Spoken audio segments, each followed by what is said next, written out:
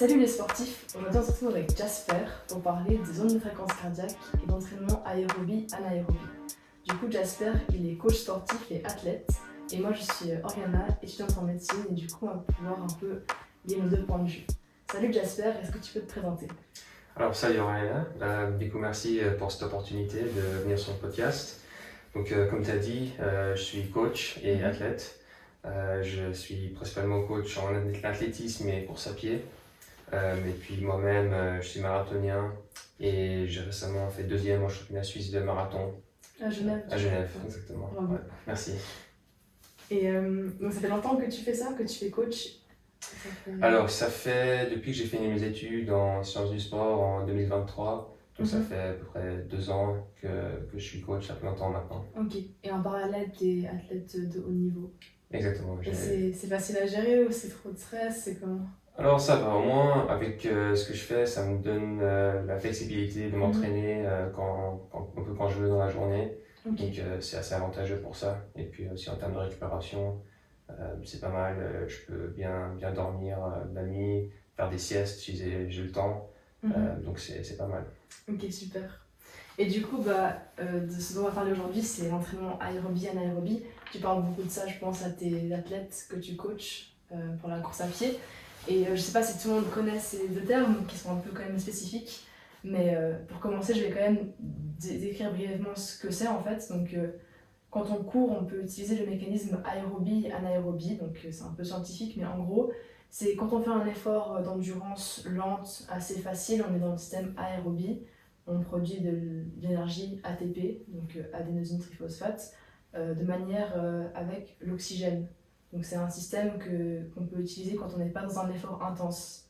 Par contre, quand on passe dans un sprint ou un effort assez fractionné, assez conséquent, on passe au système anaérobie. Et dans le système anaérobie, il y a lactique et alactique. Et en fait, c'est un système qui est plus rapide pour produire de l'énergie. Tu me corriges s'il manque des choses, mais qui est plus rapide pour produire de l'énergie que le système aérobie qu'on a vu avant. Mais il y a quand même un désavantage, c'est qu'il fait un déchet métabolique et c'est le lactate. Et c'est ça qui cause des douleurs aux muscles, etc. Si je disais juste. Alors oui, il y a des choses qui sont justes, mais c'est vrai qu'on associe beaucoup le lactate avec la douleur musculaire, mais c'est pas forcément le lactate qui est lié à la douleur, c'est plutôt l'acidité donc produit par les contractions musculaires. Ça va produire des ions H+, qui sont plus acides, donc ça fait augmenter l'acidité dans le sang. Et en fait, le lactate, c'est quelque chose qui va venir s'associer à ces ions H+, pour diminuer l'acidité. Donc en fait, le lactate, c'est un bon marqueur dans le sang pour qu'on puisse voir cette acidité. Mais par contre, c'est pas le lactate lui-même qui est associé à la douleur. C'est l'acide lactique plutôt ou bien... Alors en fait, l'acide lactique, c'est aussi un peu un mythe parce qu'il n'existe pas vraiment dans le corps humain. En fait, il va très rapidement se dissocier en lactate, qui est justement associé à ces ions H+, qui vont en fait, nous aider à faire baisser l'acidité dans le sang, dans le corps. Et puis, en fait, ce qui est plutôt associé à la douleur, c'est aussi cette production d'acide, mais aussi des petits dégâts dans les muscles, on cause des mini-lésions musculaires.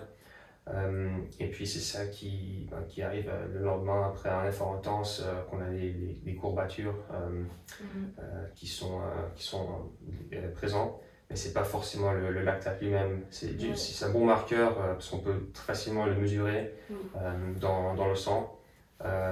Mais souvent on pense que c'est à cause du lactate qu'on a des douleurs, mais pas forcément. Ouais, j'avais vu justement dans des recherches qu'il y avait un peu un mythe que les personnes disent que c'est de la lactate.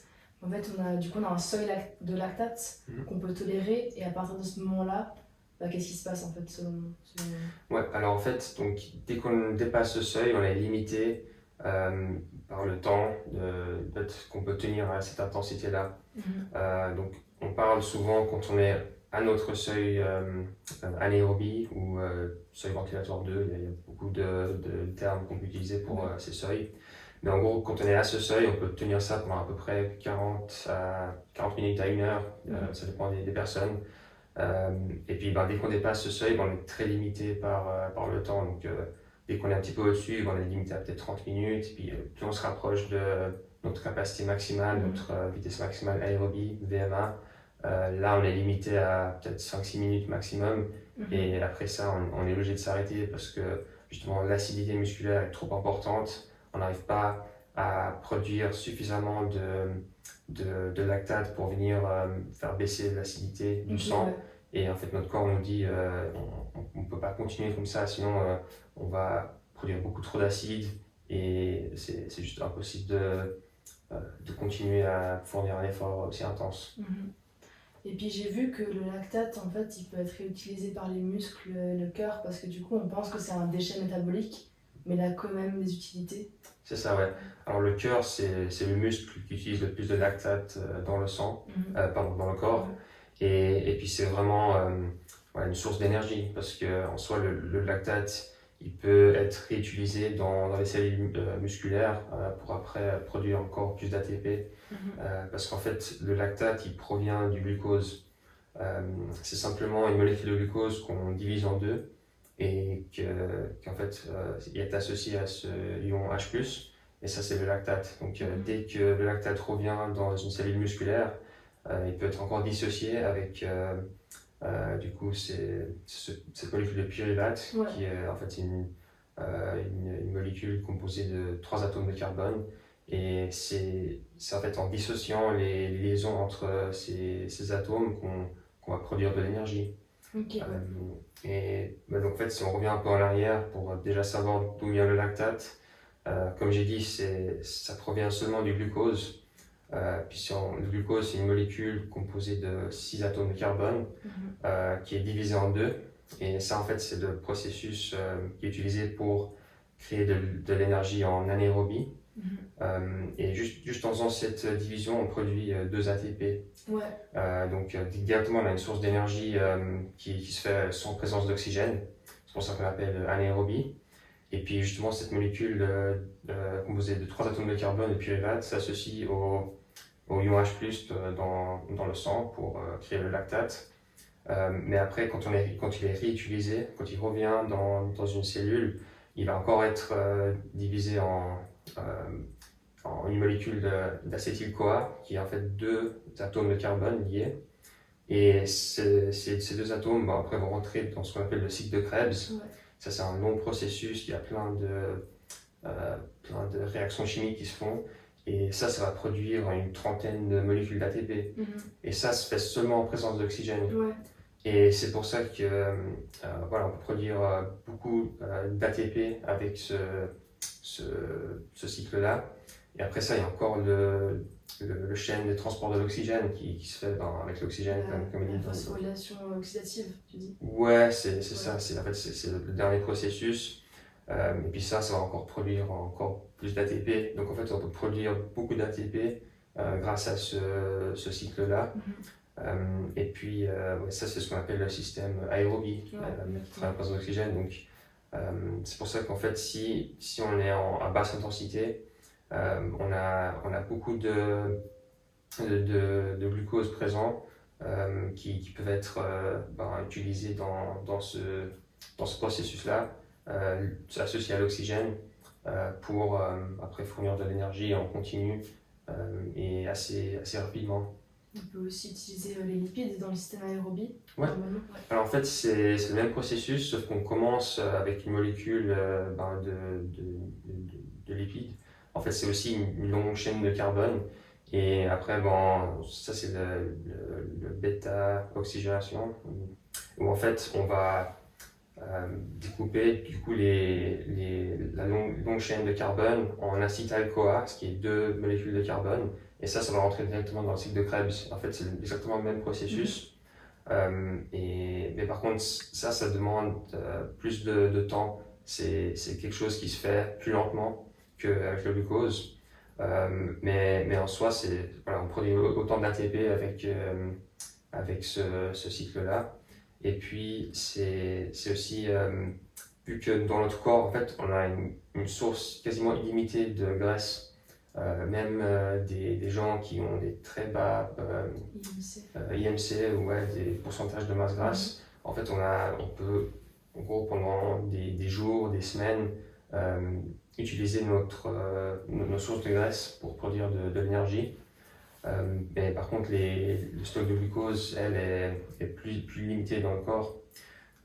Donc c'est pour ça que c'est aussi un avantage de savoir utiliser les graisses comme source d'énergie pour après se préserver nos ressources en glucose. Pour des efforts plus intenses du coup. Exactement, c'est ça. Ok, Ouais. ouais. Donc c'est souvent c'est à basse intensité qu'on va produire ou brûler le plus de graisse. On va toujours brûler un mélange des deux, graisse et glucose. Mais c'est juste que quand on est à basse intensité, même maintenant quand on est assis, là on va quasiment que brûler des graisses pour fournir de l'énergie, pour pouvoir réfléchir, parler, tout ce qu'on fait, se maintenir en vie. Mais dès qu'on commence à augmenter un peu l'intensité des efforts qu'on fait, on va utiliser plus de glucides pour fournir de l'effort. Parce que du coup, là il y a le système aérobie, anaérobie lactique dont on vient de parler, mais il y a aussi anaérobie alactique. Et ça, si je ne me trompe pas, c'est plutôt les mécanismes immédiats un peu de survie. C'est un peu les dernières réserves qu'on peut mobiliser rapidement. Ouais, alors en fait, c'est donc dans le système alactique, là on va pas produire de lactate nécessairement parce qu'on utilise en fait la phosphocréatine qui est stockée dans les muscles. Et ça va nous aider à fournir du coup de l'énergie très rapidement pour des efforts très intenses qui durent à peu près 10 à 20 secondes maximum. Ouais. Donc ça c'est vraiment si par exemple on doit sprinter pour des raisons de survie ou quoi, si quelque chose nous chasse, si on doit vite partir pour fuir la situation, on a cette capacité à le faire pendant un très court moment, sans nécessairement utiliser le glucose, le glycogène, les graisses aussi. Mais après, si on commence à sprinter pendant plus longtemps, plus de 20 secondes, voilà, c'est notre système lactique qui va venir jouer un rôle. Et puis là c'est quand on va produire plus de lactate, plus d'acidité musculaire avec le processus du coup en brûlant des glucides. Voilà, le lactate vient s'associer au purélate ou ion H+ pour former le lactate. Et c'est là où on voit que dans le sang, la concentration de lactate augmente rapidement. Et puis ce système-là, le système lactique, on peut l'utiliser pendant 20 secondes à 2 minutes. Donc c'est aussi un effort assez court. Mais au final, dès qu'on commence à dépasser les 2 minutes, là c'est le système aérobie qui se met en place. Et puis là, il nous faut l'oxygène. Et c'est pour ça que si on commence une course, souvent au début, c'est assez facile, on peut sprinter dès le départ, on se sent bien, on ne respire pas très fort, parce qu'en fait c'est notre système anaérobie qui est en train d'être sollicité. Et puis après peut-être 2-3 minutes, on commence à sentir que ça devient difficile, qu'on commence à respirer plus fort. Et là c'est parce qu'en fait on a quasiment utilisé toutes nos réserves anaérobie et on doit on doit utiliser le système aérobie après coup. Et puis on va commencer à respirer plus fort, ça devient plus difficile. Et en soi, en fait, on dit souvent qu'il faut bien gérer notre allure pendant une course, parce que si on part trop vite, en fait, on va directement utiliser toutes nos réserves pour le système anaérobie. Alors qu'en fait, si on commence plus lentement, on va pouvoir utiliser un mix des deux. Donc l'aérobie en principal, mais aussi un petit peu d'anaérobie pendant toute la course. Et après, si on a bien géré l'effort, à la fin, on a suffisamment en réserve pour faire un sprint final et finir fort. Alors que si on a, dès le départ, utilisé notre nitro, à la fin, on a plus on doit finir un peu comme on peut, mais pas très fort. Ouais, non, ça, il y a beaucoup de personnes qui partent trop vite. Mais aussi, en fait, on se rend compte que les deux systèmes, c'est une continuité. C'est pas l'un ou l'autre, il y a toujours un peu des deux. Et dans le corps humain, c'est toujours comme ça, parce que en théorie, on essaie toujours de faire des catégories. Mais c'est un peu un continuum, les différents systèmes dans le corps. C'est intéressant aussi à souligner. Mais donc, pour les exercices qui représentent aérobie, anaérobie, tu peux en citer quelques-uns, comme vélo, etc. Enfin, Est-ce que tu arrives un peu à en citer des deux systèmes? Ouais, alors pour prendre l'exemple de la course à pied, où moi je fais ça principalement, il y a différentes disciplines, du coup en athlétisme, course à pied, on a les sprints, on a le demi-fond, on a le fond. Donc dans les sprints, il y a le 100 mètres, le 200 mètres, ça va être principalement le système à lactique qu'on va utiliser parce que c'est des efforts en général qui durent entre 10 et 20 secondes. Donc voilà, pour ces efforts-là, c'est du très court, c'est de l'intensif, explosif. Là, il faut beaucoup travailler le système à lactique pour ces efforts-là. Après, on a les sprints plus longs, donc le 400 mètres. En gros, c'est un peu le seul sprint long qu'il y a. Bon, il y a aussi le 800 mètres, mais ça, c'est plutôt demi-fond. Mais en gros, le 400 mètres, vu que c'est un effort à peu près entre 40 et 50 secondes, là c'est le système lactique, le système lactique qu'on utilise. Puis justement, il faut entraîner cette capacité à tenir, à résister au lactate, cette augmentation du lactate dans le sang pour voilà, des efforts qui ont duré plus de 20 secondes. Donc vraiment souvent c'est dans les derniers 100 mètres où les athlètes souffrent le plus et c'est souvent ceux qui ralentissent le moins en fait qui vont gagner la course. Donc ça c'est un peu le sprint long. Après le demi-fond, en général c'est les 800 mètres et les 1500 mètres. Et ça c'est des efforts qui vont durer, les 800 mètres, un peu moins de 2 minutes. Le 1500, on est à peu près 3 minutes 30, 4 minutes. Et puis ça c'est, en fait le 800 mètres est intéressant parce que on dit qu'on est à 50% en train d'utiliser le système aérobie, 50% en anaérobie. Donc là, il faut quand même faire des entraînements pour entraîner le système aérobie, donc faire des footings lents, à basse intensité.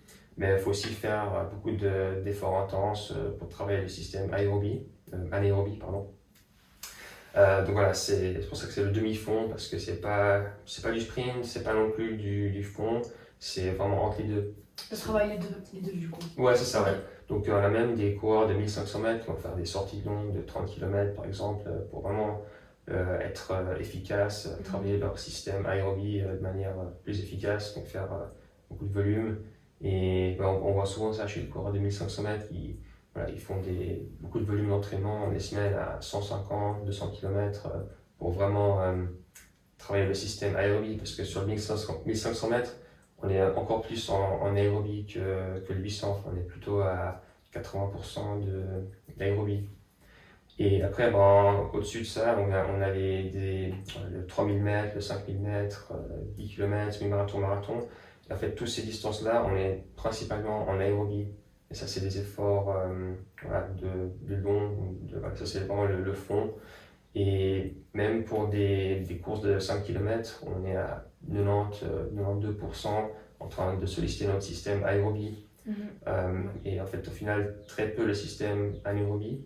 Même si c'est important de travailler, c'est plus important de vraiment avoir une grosse caisse, de travailler son volume voilà, d'être efficace à délivrer l'oxygène dans le sang, dans le corps, pour voilà, pouvoir livrer plus de nutriments, plus de glucose aux muscles et produire aussi plus de mitochondries, parce que c'est là où on va produire toute notre énergie pour tout le corps.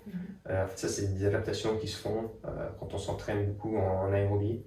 On va aussi produire plus de capillaires autour des muscles pour pouvoir livrer plus de sang. Donc, c'est des petits vaisseaux sanguins autour des muscles. Donc, on sera plus efficace à transporter l'oxygène dans tout le corps. Ok, ouais. Ouais, parce que du coup, juste pour détailler, la mitochondrie, c'est une organelle de la cellule.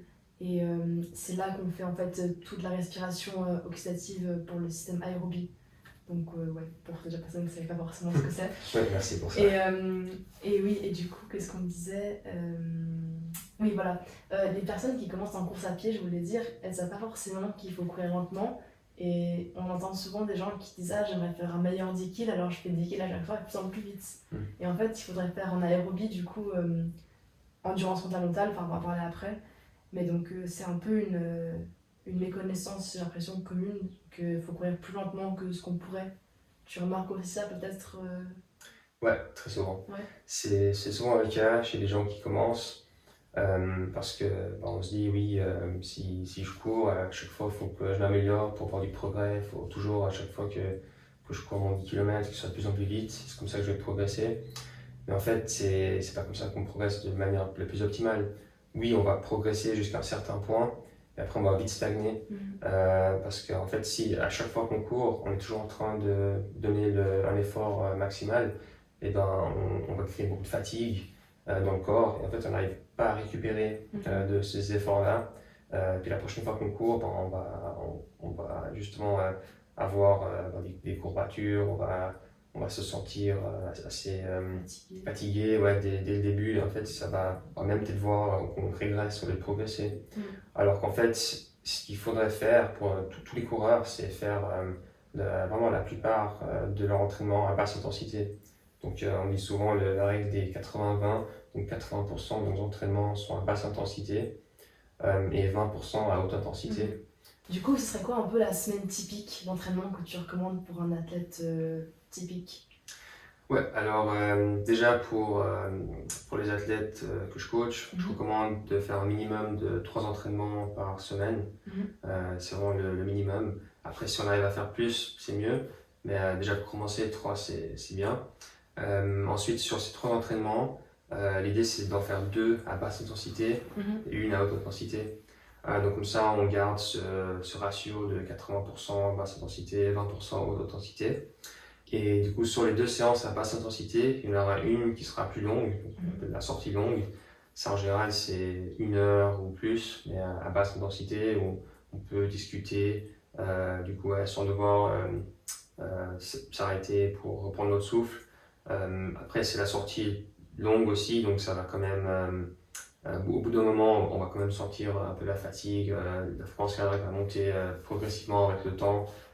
Donc c'est normal aussi de ne pas pouvoir nécessairement rester à basse intensité tout le long.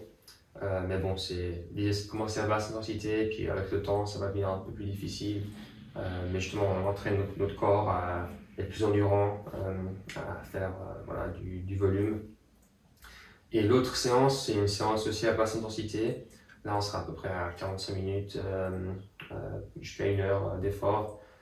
Mais aussi dans une zone où une intensité à laquelle on peut parler, on peut chanter une chanson, vraiment sans devoir prendre des longues pauses pour reprendre notre souffle. Et après la 3e séance serait une séance de fractionné à haute intensité, où là l'idée c'est de cumuler du temps passé proche de notre VO2 max. Et en fait pour faire ça, on va faire des intervalles assez courts, en général entre 30 secondes et 3 minutes. Et l'idée c'est de cumuler entre 8 et 15 minutes d'effort. Donc par exemple, on peut faire des efforts de 30 secondes avec 30 secondes de récupération, des 30-30, où là on peut faire, par exemple dans une séance, on peut faire 20 fois 30-30 pour avoir 10 minutes en tout d'efforts passés à haute intensité. Et donc pendant les 30 secondes, on court vite. Voilà, c'est pas nécessairement un sprint parce qu'on va quand même faire beaucoup de répétitions, mais c'est un effort très intense, très rapide. Et après, on a 30 secondes pour récupérer. Là, on peut marcher, trottiner, bouger pour juste récupérer, mais l'idée c'est de repartir après 30 secondes. Donc en fait, c'est un temps assez court au final, et ça va pas vraiment être suffisant pour faire beaucoup baisser la fréquence cardiaque. Donc en fait, pendant toute la séance, on va rester assez haut dans les pulsations. C'est ça qu'on recherche. Justement, le but c'est de passer du temps au-dessus du 2e seuil pour essayer d'améliorer notre capacité à déjà être dans le dur, dans le rouge, mais aussi pour notre cœur, à pomper plus de sang dans tout le corps vers les muscles. Mais voilà, sur une séance comme ça, on n'est pas obligé de faire tout d'un coup, tous les 20 répétitions. On peut faire plusieurs séries. Donc on peut faire par exemple 2 séries de 10 répétitions, où là on fait 10 fois 30-30, et après la 10e, on prend 3 à 5 minutes de pause pour là vraiment avoir une récupération complète. On fait rebaisser la fréquence cardiaque pour qu'après on puisse repartir et faire les autres 10 minutes, donc maintenir la même qualité sur les répétitions. Et puis l'idée sur les séances comme ça, on peut progresser la difficulté, soit en augmentant le volume total du temps passé en haute intensité, soit en diminuant le temps de récupération, ce qui va rendre l'effort encore plus intense parce qu'on a moins de temps pour récupérer. Mais l'idée, c'est pas de faire les deux choses d'un coup. On peut pas augmenter le volume, réduire la récupération, sinon c'est bien trop difficile. Il faut faire soit l'un soit l'autre. Ok, voilà. Ok. Merci beaucoup d'avoir expliqué la semaine type. Et tu parles de fréquence cardiaque, du coup c'est un deuxième point qu'on voulait aborder, afin de savoir en fait si on est dans une fréquence cardiaque élevée ou basse, et on voit qu'il y a différentes zones donc, qui sont théoriquement définies. Zone 1, zone 2, zone 3, zone 4, zone 5. Est-ce que tu peux nous expliquer en fait ces 5 zones de fréquence cardiaque, à quoi elles correspondent brièvement avant de rentrer dans le détail? Ouais. Alors oui, tout d'abord, on a plusieurs modèles de zones. Il y a des modèles à 5 zones, à 7 zones, à 10, à 3 zones. Il y a plusieurs types. Là, on parle du modèle à 5 zones. Mais en fait, le corps, physiologiquement, on n'a que 3 zones d'intensité qui sont définies par nos seuils. On a le premier seuil et le deuxième seuil, seuil aérobie, seuil anaérobie. Ou bien on peut aussi parler de seuil ventilatoire, seuil 1, seuil ventilatoire 2. Mais en gros, tout ce qui est basse intensité, ça va être sous notre premier seuil. Et tout ce qui est haute intensité, c'est au-dessus du deuxième seuil. Et après, au milieu, on a la zone d'intensité modérée. Et en fait, sur ces 3 zones, après, on peut encore diviser en plusieurs zones. Donc, tout ce qui est basse intensité, en dessous des premiers seuils, on peut diviser en zone 1, zone 2. Et après, on dépasse le premier seuil, on a la zone 3. Et la zone 4, elle est autour de ce deuxième seuil. Okay. Donc un peu en dessous, un peu en dessus. Ça va dépendre des définitions, mais en gros, elle se trouve autour de notre deuxième seuil. Et après, on a la zone 5 qui est au-dessus du deuxième seuil jusqu'à notre capacité maximale, notre FC max. Et peut-être qu'il faut que je parle un peu des seuils pour un peu savoir ce que c'est, en gros.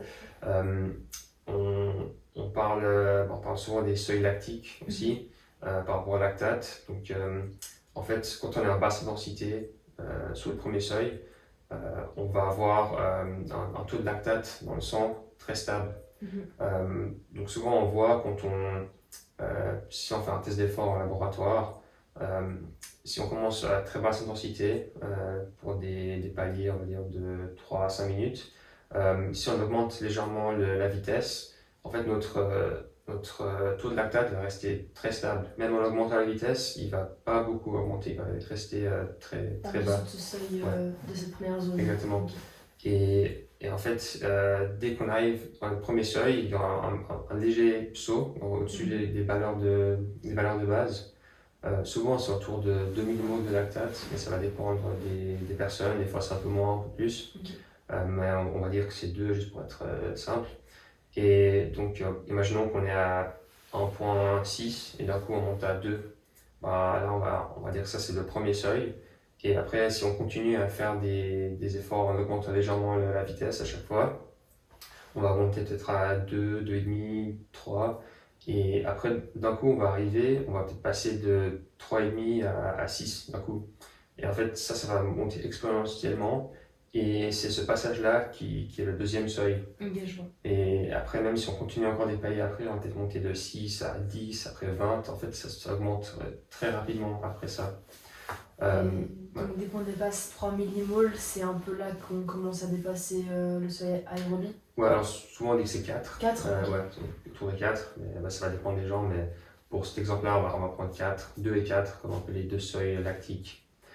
Et donc, ça c'est justement. Et après, en fait, on peut associer à ces valeurs de lactate des fréquences cardiaques et des vitesses.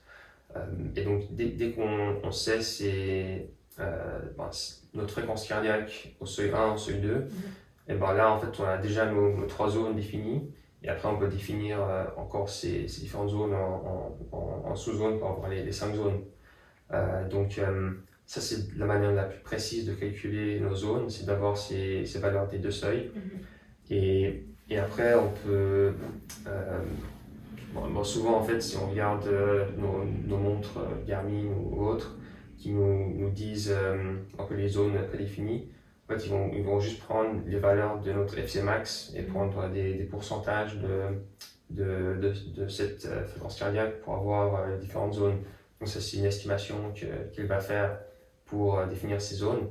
C'est un peu moins précis que d'avoir les vraies valeurs des seuils, mais au moins c'est une estimation, on peut se baser dessus. Du coup, l'estimation, c'est 220 moins l'âge, c'est un peu la formule standard, mais c'est pas très précis, non?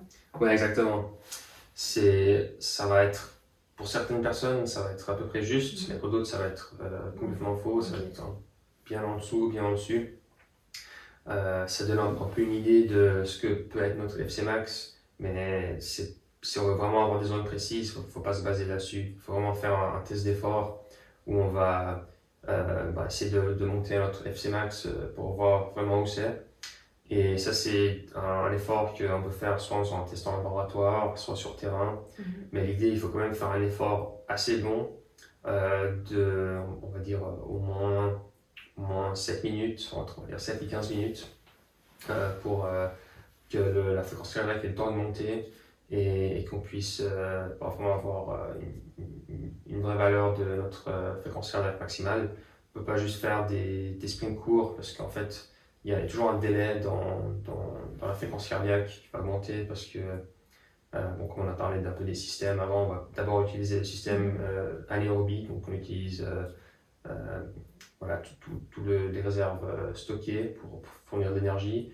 Et en fait, c'est notre système aérobie qui va après solliciter plus les muscles et puis il va devoir livrer plus d'oxygène aux muscles. Donc le cœur doit pomper plus de sang et il faut attendre un certain temps pour que notre cœur puisse vraiment pomper à sa capacité maximale pour livrer tout l'oxygène, tous les nutriments. Ce qu'on fait en laboratoire, c'est on fait des paliers on va dire 1 minute. On augmente à chaque fois la vitesse après chaque minute. Et l'idée, c'est de tenir le plus longtemps possible jusqu'à l'épuisement. Et voilà, si on arrive à faire ça pendant une dizaine de minutes, on va atteindre sa fréquence cardiaque maximale. Et puis, c'est grâce avec ça qu'on peut après bien définir les zones et puis savoir où est notre max. Et après, si on a aussi les valeurs de seuil, c'est intéressant de voir les pourcentages à laquelle sont nos seuils par rapport à notre fréquence cardiaque maximale. Et ce test sur tapis, on peut aussi le faire nous-mêmes. C'est le test Van Leeuwen, non? Ouais. Ça c'est un test qu'on peut faire sur une piste d'athlétisme où on met des cônes tous les 20 mètres autour d'une piste. Puis il y a un petit bip sonore. Puis il faut essayer de suivre les bips et être à chaque fois un cône quand le bip sonne. Et l'idée, c'est que les bips vont être de plus en plus courts entre chaque bip. Et ça veut dire qu'on va devoir courir de plus en plus vite. Et puis l'idée, c'est d'essayer de tenir le plus longtemps possible. Et puis si on mesure notre fréquence cardiaque avec une ceinture autour de la poitrine, on a des valeurs vraiment précises, notre fréquence cardiaque maximale. Et puis ça c'est un exemple de test qu'on peut faire. Mais aussi, comme j'ai dit, là, la ceinture, c'est super important parce que si on se fie juste aux valeurs de notre montre, elles sont beaucoup moins précises parce que ça utilise une technologie où ça va envoyer des lumières dans les veines, les vaisseaux sanguins, et on va juste prendre les pulsations depuis les vaisseaux sanguins. Et quand on court, quand on bouge beaucoup le bras, ça va avoir de la difficulté à vraiment capter nos pulsations depuis le poignet. Donc c'est pour ça qu'on a pas mal de valeurs qui sont assez fausses quand on utilise juste les valeurs de la montre. Donc moi je recommande toujours d'avoir un cœur de fréquence mètre externe, soit la ceinture, soit le brassard. C'est beaucoup plus précis pour après, si on veut vraiment travailler dans les zones d'entraînement précises, du coup d'avoir ces moniteurs-là. Et tu sens que les zones de fréquence cardiaque de la montre, elles sont surestimées ou sous-estimées, tu penses? Alors ça dépend des gens. Mais en fait, ce qui se passe souvent, ce qu'on voit, c'est qu'au lieu de capter les pulsations, ça va capter notre cadence. Donc en fait, quand on bouge le bras, quand on court, au lieu de capter les battements voilà, des pulsations, ça va juste capter nos fréquences de pas.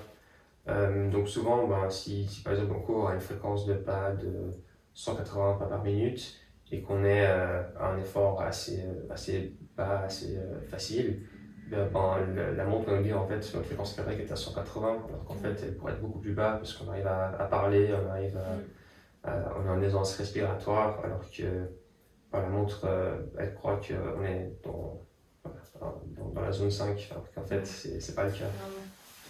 Et du coup, pour définir un peu le pourcentage de fréquence cardiaque et le type d'activité qui correspond aux zones, donc on sait que la zone 5 c'était combien? C'était environ 90% de la fréquence cardiaque, 90 à 100% du maximum. Zone 4 c'était 80-90%. Et puis zone 3 du coup c'est un peu la zone après le seuil aérobie, c'est ça? C'est ça, ouais. Et zone 3 c'est 70-80%, zone 2 60-70%, donc c'est là qu'on devrait faire de l'endurance fondamentale, comme tu disais en aérobie. Et la zone 1 récupération, 50-60% de la FC max. Et du coup, toutes ces zones donc elles correspondent à l'endurance fondamentale, la zone 2. Zone 3, ce serait plutôt au seuil. Alors oui, en fait, la zone 3, c'est vraiment entre les deux seuils. Donc en fait, c'est souvent des efforts à laquelle on va tenir pendant des courses assez longues. Souvent le marathon, le semi-marathon se court en zone 3. Mais en fait, à l'entraînement, la zone 3, c'est pas nécessairement une intensité qui est intéressante à travailler tout le temps parce que on crée quand même un peu de fatigue, mais on n'est pas en train de vraiment créer suffisamment d'adaptation, on n'est pas en train de vraiment travailler notre capacité maximale et on n'est pas non plus en train de travailler notre système aérobie en endurance fondamentale comme on ferait en zone 2. Et en fait, souvent, ce que beaucoup de coureurs font, c'est qu'ils font tout en zone 3.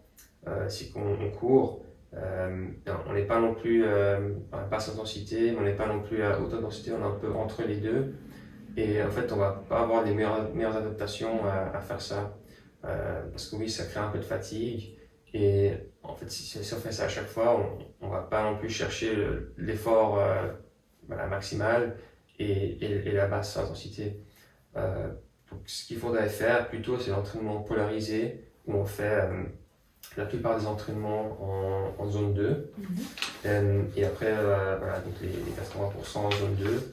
Et après, les autres 20% faire en zone 4 et zone 5. Parce que quand on est en zone 4, là, on va vraiment travailler notre capacité à recycler le lactate, donc autour de ce deuxième seuil lactique. Et ça, c'est intéressant parce que mieux on arrive à réutiliser le lactate, plus on est efficace à haute intensité. Et moins on va produire de lactate quand on arrive proche de notre capacité, notre FC max. Et puis après, quand on travaille vraiment la zone 5, là aussi on améliore notre VO2 max, donc la capacité au corps de livrer plus d'oxygène par le sang. Et donc voilà, donc la zone 3, on essaye de l'éviter, surtout si on n'a pas beaucoup de temps à consacrer à l'entraînement. Il vaudrait mieux faire des entraînements en zone 2, zone 1, zone 2, et après zone 4, zone 5.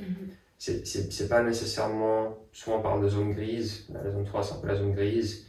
Alors c'est pas non plus qu'il faut jamais être dedans parce que quand on veut faire de la haute intensité, on va toujours passer par la zone 3 pour augmenter la fréquence cardiaque petit à petit pour arriver dans les plus hautes zones. Mais c'est juste que si on fait que des entraînements en zone 3, c'est là où en fait c'est pas très intéressant. Je vois. Ok, ouais. Et du coup, on a parlé un peu de VO2 max et de seuil. Les seuils, en fait, quand on s'entraîne, ils deviennent de plus en plus élevés, on va dire. On repousse le seuil de lactate, c'est ça? Ouais. Alors en fait, l'idée des entraînements, c'est d'essayer de pousser les seuils vers le haut. Et quand on s'entraîne, du coup en zone 2, on est en dessous du premier seuil et on va réussir avec le temps à augmenter du coup la vitesse à laquelle on peut courir pour la même fréquence cardiaque. Donc en fait, les fréquences cardiaques associées au seuil lactique ne vont pas beaucoup changer, mais c'est plutôt les vitesses à laquelle on peut courir à ces fréquences cardiaques qui vont changer. Donc ça veut dire que quelqu'un qui arrive à son premier seuil à, on va dire, 12 km/h, alors que, en fait, si on prend l'exemple de deux personnes qui ont la même VO2 max, la même VMA, on va dire de 20, pour faire un exemple, et que les deux ont un premier seuil, enfin, ils ont des différents seuils. Il y en a un qui a un premier seuil à 12 km/h, l'autre à 13 km/h. Ben, celui qui a son premier seuil à 13 km/h, il va pouvoir courir plus rapidement en utilisant son système aérobie de manière plus efficace. Et quand on utilise notre système aérobie, on va principalement brûler des graisses comme source d'énergie. Donc même en montant de la haute intensité, celui qui a un premier seuil plus élevé, il va aussi brûler plus de graisse quand il va monter à des vitesses plus rapides. Et ça va justement il ne va pas puiser dans ses réserves de glucose, dans le glycogène musculaire, et il va pouvoir tenir plus longtemps en fait, dans une course, surtout si c'est très long, à une vitesse donnée. Par exemple, si les deux courent à 14 km/h, celui qui a son premier seuil à 13, lui, il sera plus efficace à courir à 14 parce qu'il va pas puiser plus dans ses réserves de glucose, alors que celui qui a un seuil à 12 km/h, lui, il va moins brûler des graisses et plus brûler des glucides à cette vitesse-là. Ouais. Et donc, c'est pour ça qu'on essaie d'augmenter la vitesse à laquelle on arrive au seuil, voilà, au seuil 1, au seuil 2. Et puis même en travaillant, en fait, si on arrive à augmenter un seuil, ça va forcément faire augmenter l'autre. Donc c'est quand même important de travailler les deux seuils pour les monter les deux en même temps. Mais même si on travaille que notre premier seuil, forcément le deuxième seuil va aussi monter parce qu'ils ne vont jamais être collés les uns aux autres. Les deux ne vont jamais être... on aura toujours les deux seuils, mais si le premier seuil est plus élevé, le deuxième il va forcément monter plus haut. Et c'est intéressant ce que tu disais par rapport aux deux personnes qui ont la même VMA ou VO2 max. On peut avoir la même VMA, mais avoir un seuil plus élevé qu'une autre personne parce qu'on a une meilleure capacité à tenir un pourcentage de sa VMA, c'est ça, non? Exactement, ouais. Je sais pas si on a expliqué ce que c'était la VMA, mais en gros c'est la vitesse maximale aérobie. Et puis en fait c'est la vitesse à laquelle on atteint notre VO2 max. Et oui, comme tu dis, si deux personnes ont la même VMA et qu'ils ont des seuils différents, s'il y en a un qui a qui arrive à son deuxième seuil à on va dire 85% de sa VMA et l'autre arrive à son deuxième seuil à 80% de sa VMA, et celui qui a le seuil plus élevé, il va pouvoir tenir une vitesse plus élevée pendant plus longtemps. Voilà, parce qu'il a un meilleur seuil. Parce qu'il s'est mieux entraîné. Pourquoi en fait? Qu'est-ce qui explique ça, tu penses? Ouais, alors c'est l'entraînement qui va faire une grande différence. C'est vraiment ce travail en zone 4 pour améliorer la capacité du corps à recycler le lactate à des plus hautes intensités. Donc ça veut dire que celui qui a un seuil plus élevé, il est juste plus efficace à tolérer le lactate et à le réutiliser. Donc il va il va produire moins d'acidité musculaire et il aura moins de lactate dans le sang à un certain effort, même si les deux courent à la même vitesse et qu'on mesure les taux de lactate dans les deux. Peut-être que celui qui a un seuil plus élevé, il aura justement moins moins de concentration de lactate dans le sang comparé à celui qui a le seuil plus bas. Ok, ouais. Intéressant. Et du coup, là, on a parlé un peu de VO2 max, mais est-ce qu'on peut améliorer la VO2 max avec l'aérobie ou l'anaérobie, ou les deux? Alors, on peut l'améliorer avec les deux. Mhm. Et en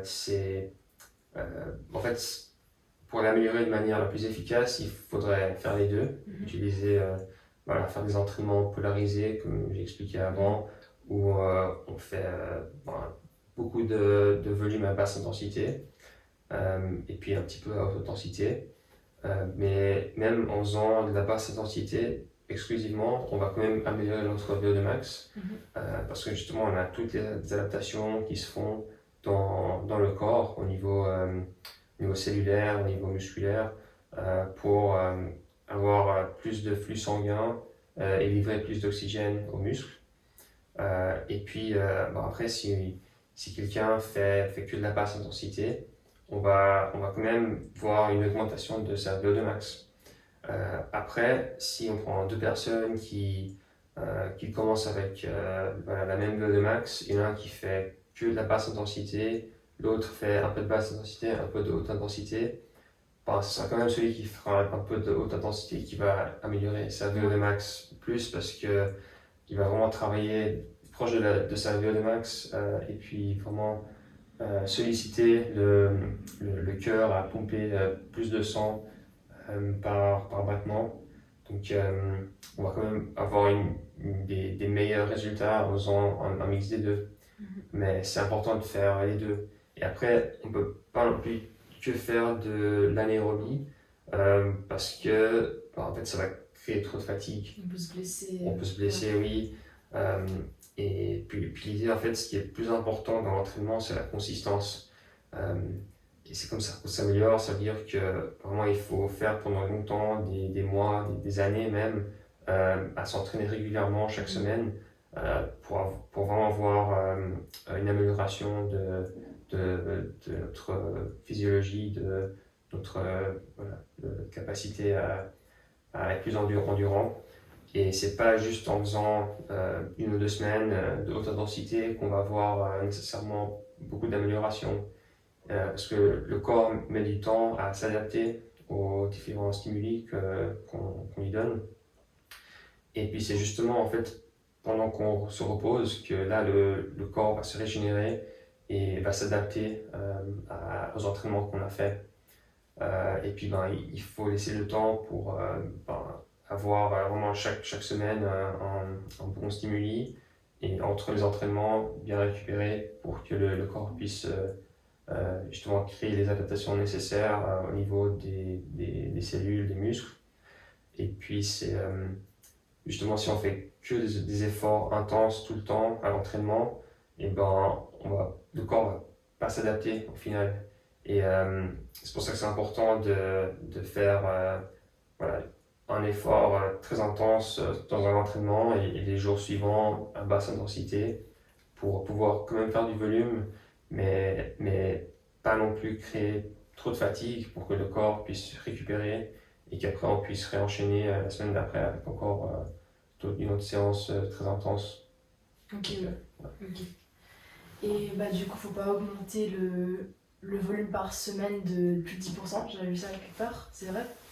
Alors oui, il y a cette règle un peu des 10% qu'on conseille pour justement éviter des blessures, parce que en fait notre système cardiovasculaire il s'adapte assez rapidement, mais par contre nos muscles, nos tendons, ils prennent plus de temps à s'adapter à l'impact, surtout en course à pied, où avec chaque pas qu'on fait, en fait chaque jambe doit subir entre 5 et 8 fois notre poids du corps.